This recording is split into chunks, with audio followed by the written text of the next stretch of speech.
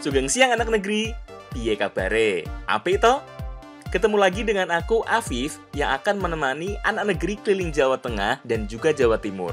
Di sini, aku bersama anak-anak akan mencari kelomang. Penasaran toh akan dipakai buat apa kelomangnya? Sabar ya, nanti aku kasih tahu. Bukan hanya kelomang, aku juga akan memancing ikan di laut serta mengolahnya menjadi kuliner khas pesisir timur Jawa. Selain ikan, aku juga akan mencari hewan air lainnya. Bukan hanya dicari, tapi juga akan diolah menjadi masakan khas Jawa Tengah. Ya pastinya enak tenan. Masih ada lagi nih. Aku juga mau membuat masakan sehat khas Jawa Tengah yang menggunakan bahan utama sayur-sayuran. Penasaran toh? Selengkapnya hanya di Jejak Anak Negeri.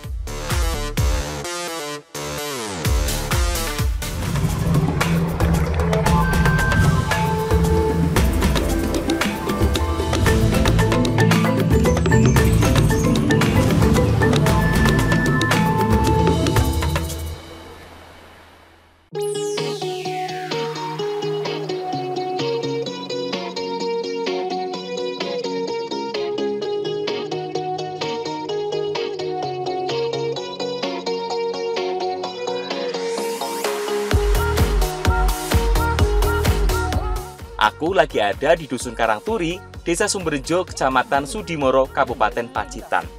Tepatnya di Pantai Serop, salah satu pantai eksotis yang ada di desa ini. Aku sama anak-anak di sini lagi cari kelomang.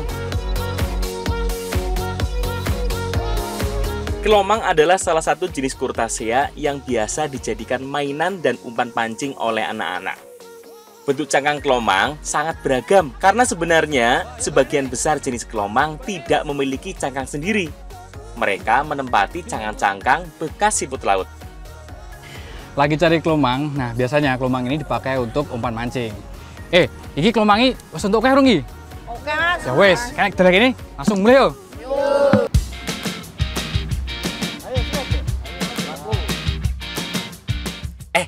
Sik. Sebelum dijadikan umpan cari ikan, kita pakai buat balapan dulu yuk. Ayo, gue kudu juara yo.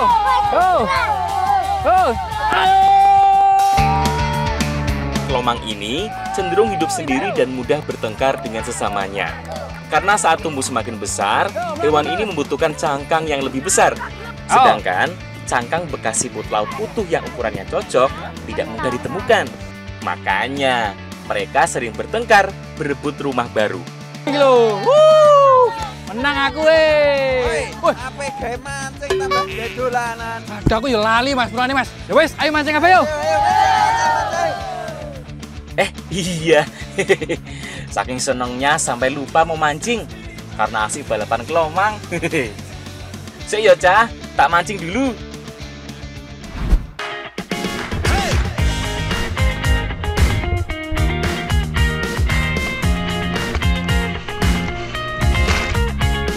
Sekarang aku mengarungi laut di sekitar Dusun Karangturi, Kabupaten Pacitan. Sama halnya dengan laut selatan di Pulau Jawa lainnya. Karakteristik laut di sini juga memiliki ombak yang besar dan angin yang kencang. Nah, di perairan dekat karang-karang inilah yang menjadi tempat tujuan kita. Nah, kali ini kita lagi mau menangkap ikan, namun dengan cara yang unik. Kalau orang sini tuh nyebutnya itu bedol ya Mas ya? Iya, bedol Mas. Nah, itu cuma pakai kail ikan seperti ini dan sama senar, tidak pakai joran. Tinggal dimasukin ke dalam laut. Ini Mas, makan nih Mas. Ya Mas. Ini. Tang tadi Mas, ini. Bedol adalah salah satu teknik mancing yang paling tradisional bagi nelayan. Biasanya sasarannya adalah ikan-ikan yang ada di sekitar karang. Satu lagi, alasan kenapa disebut dengan bedol, karena benar-benar seperti mencabut ikan dari dasar karang. Kelomang yang sudah kita cari, kita keluarkan dari cangkangnya. Kemudian kita pasangkan ke kailnya. Oh iya, selain umpan, salah satu elemen terpenting lainnya dari bedol ikan seperti ini adalah pemberat agar umpan sampai ke dasar sekitar karang-karang. Setelah semua terpasang pada senar, langsung kita turunkan.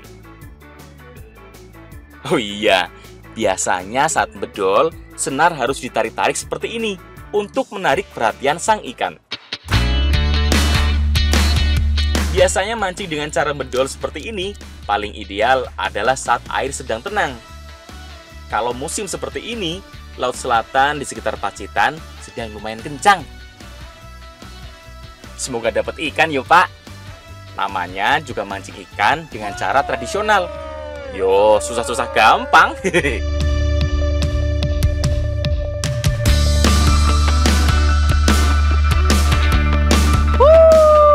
Dapat akhirnya nih. Nah, kenapa teknik ini disebut dengan bedol? Ini karena seperti cabut akar ya Mas ya? Ya. Nah, yang disebut akar ini ikannya ini. Ya Mas. Pelan-pelan ya, Mas. Woi! Wis cukup iki. Bali yuk Pak. Lumayan, sudah bisa dimasak.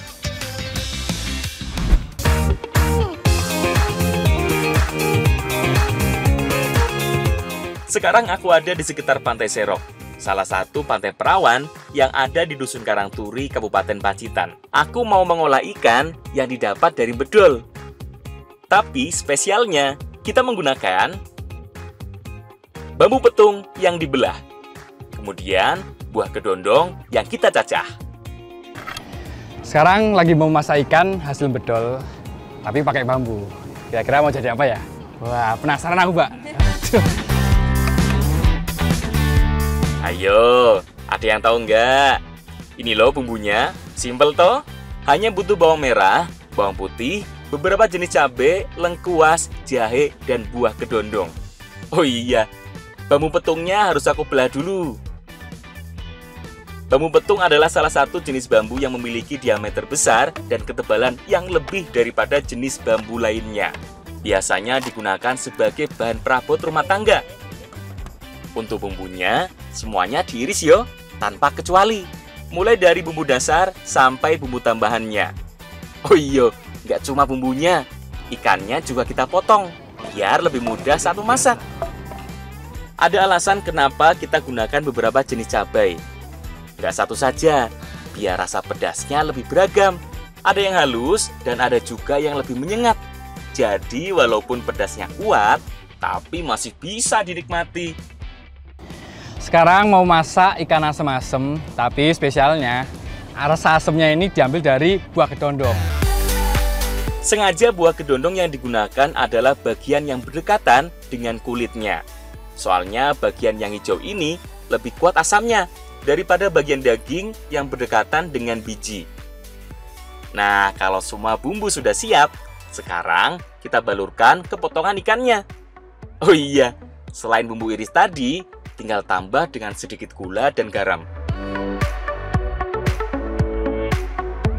Masukkan semua bahan dan bumbu ke dalam bambu.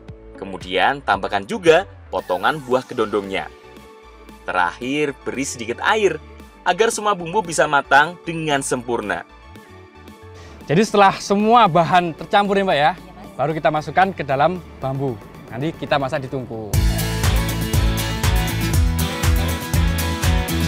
Sip, yuk dimasak Mbak. Batang bambu berisi semua bahan langsung diletakkan di perapian. Pada dasarnya cara masak seperti ini hampir sama dengan cara masak rebus seperti biasa. Hanya saja dengan menggunakan bambu seperti ini akan menambah cita rasa pada makanan. Oh iya, jangan takut bambunya kebakar yuk. Soalnya bambu yang digunakan masih basah, jadi tidak mudah terbakar.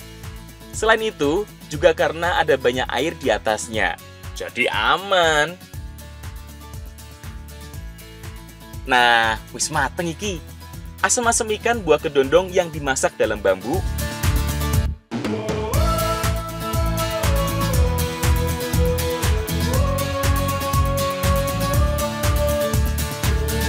Rasa dari ikan asem-asem ini, pedasnya dapet dan asemnya juga dapet.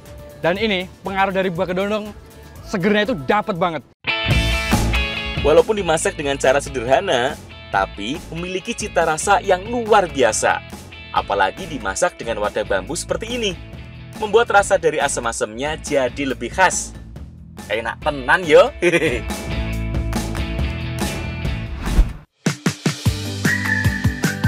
Anak negeri, sekarang kita bergeser sedikit ke Desa Terbis, Kabupaten Trenggalek. salah satu desa yang berada di perbatasan kedua kabupaten juga, aku memasak ikan laut dengan cara yang berbeda. Kali ini, selain ikan, kita juga menggunakan buah kedondong dan kelapa sebagai bahan tambahannya.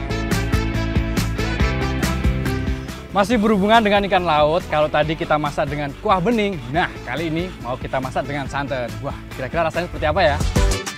Kali ini bumbu-bumbunya lebih komplit. Ada bawang merah, bawang putih, cabai, dan kemiri yang dihaluskan. Oh iya, jangan lupa kalau lagi ngulek begini, tambah dengan sedikit garam, biar nggak licin saat ngulek.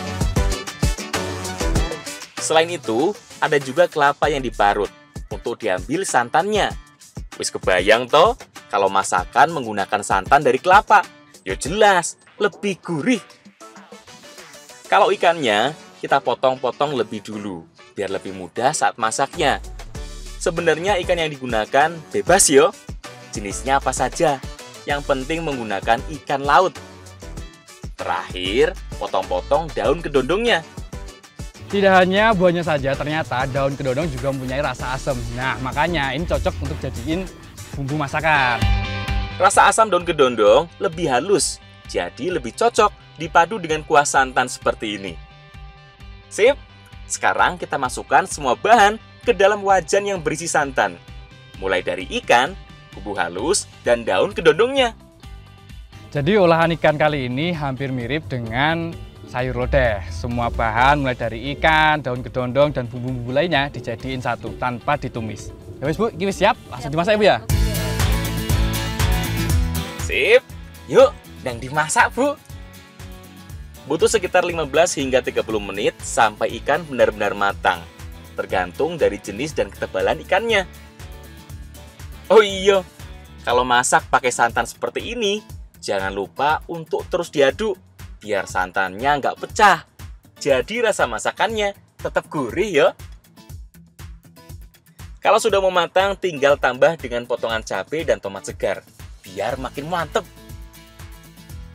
Sip, wis mateng iki Bu. Kandungan gizi ikan salem sangat baik untuk menjaga stamina, apalagi dengan tambahan daun kedondong yang membuat cita rasanya semakin segar.